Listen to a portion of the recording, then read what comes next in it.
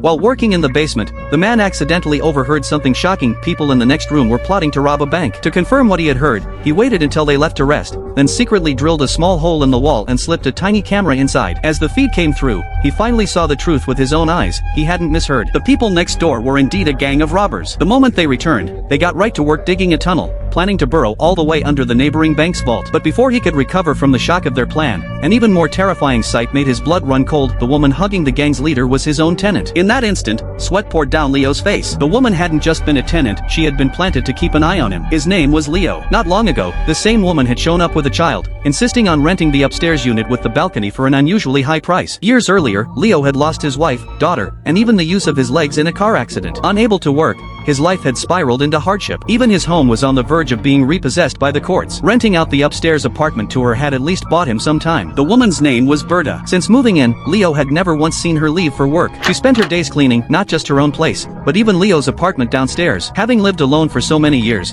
Leo found it hard to accept another person in his space. His coldness didn't drive Berta away, though. She kept striking up conversations, and even secretly prepared a romantic birthday dinner for him. Her gestures seemed like she was either trying to win him over, or perhaps truly cared for him. She was always with her daughter, Betty, right in front of Leo's eyes. The warmth between mother and child constantly reminded him of his late wife and daughter. Even Leo's old dog, who had long lain motionless, seemed to come alive again, standing up for the first time in ages when little Betty petted him.